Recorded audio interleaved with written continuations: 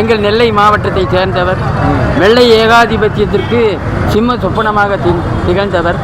அன்றைய தினம் வெள்ளையர் கப்பம் கட்ட சொன்னான். கப்பம் கட்ட முடியாது. தூக்கு மேடையும் பஞ்சு மெத்தையாக அவர் கருதியவர். இந்த நாட்டுக்காக தியாகம் செய்தவர். இன்றைய தலைமுறையினர் அதனை கடைபிடிக்க வேண்டும். பிறந்த நாள் நீங்கள் கேக்கு தான் வெட்டுறான். இங்க பாத்தீங்களா, தமிழ்நாட்டுல பெண்களுக்கு பாதுகாப்பு இல்லைன்னு சொல்லிட்டு தமிழ்நாட்டுக்குள்ள பாத்தீங்கன்னா பிரச்சனை ஆகிட்டு இருக்கு. நீங்களா என்ன செய்றீங்க? நீங்களே என்ன பண்றீங்க? பல்கலைக்கழக விவகாரத்துல திமுக அரசு குற்றவாளிமான முறையான நடவடிக்கை எடுக்கலாம்னு சொல்லி சொல்றாங்க. இன்னைக்கு வந்து குஷ்பு வந்து இன்னைக்கு மக்கள் நீதி சார்பா பேரணி நடத்திருக்காங்க. அனுமதி மறுக்கப்பட்டிருக்கு. நீங்க அதை எப்படி பாக்குறீங்க? எனக்கு அதை பத்தி தெரியாது. நான் வந்து வீரபாண்டிய அதை பத்தி நான் சொல்லக்கூடாது. தமிழ்நாட்டுல பாதுகாப்பு இல்லைங்கிறாங்களே, நீங்க ஒரு சாமியா நீங்க ஒரு இதா இருந்தா சொல்ல போறீங்க.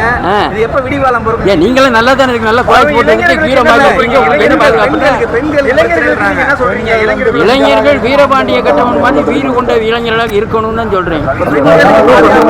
பெண்களுக்கு பாதுகாப்பு இல்லைன்னா பெற்றோர்கள் தான் பெண்களை வந்து பாதுகாப்பா எல்லாமே அரசாங்கம் செய்ய முடியாது.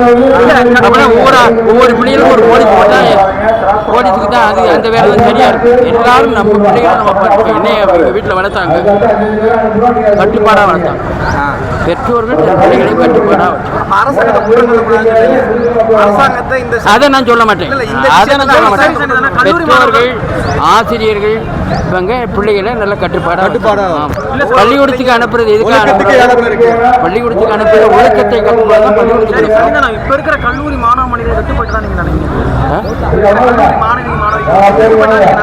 ஐயா வேண்டாம், நீங்க ஒண்ணு நான் என் கருத்து அது என்ன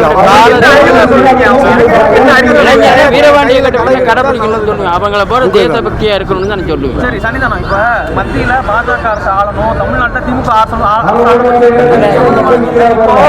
அண்ணாமலையே சொல்றாரு திமுக அரசு வந்து 2026 நாங்க அகற்றுவோம்னு சொல்றோம்.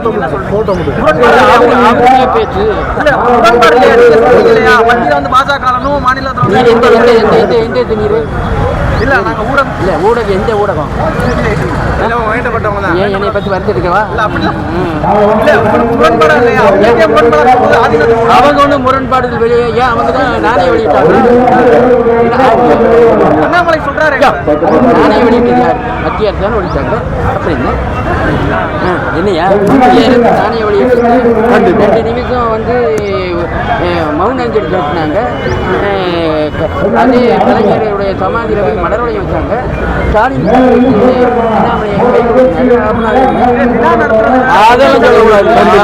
அரசியல் வாய்ப்புல நீங்க தான் ஒரு நிலட்ட போட்டு அவர் வீரபாண்டிய கட்டபொம்மன் அவர் பிறந்த நாளுக்கு வந்திருக்காரு. நான் அந்த ஊருக்காரன், நான் பாஞ்சாலம் சுற்றி பக்கம் சேர்ந்தார். அதனால அவருக்கு மரியாதை. எங்கள் ஊருக்காரரு இவ்வளவு தூரம் பாடுபட்டு இந்த நாட்டுக்காக மனைவி வேண்டாம், சொந்தம் வேண்டாம், பந்தம் வேண்டாம்னு இந்த நாட்டுக்காக உயிர் தொலைந்திருக்காரு. அதில் மறுபடி இளைஞர்கள் மத்தியில் தேசபக்தி வேணும். எங்கள் நாடு சுதந்திர நாடு. அந்த நோக்கத்துக்கு தான் ஐயா வந்திருக்கேன். நீங்க அரசியல் கல்வி சாயத்தை பூசி கடைசியில் ஆயுதம் அப்படி பேசுறாங்க.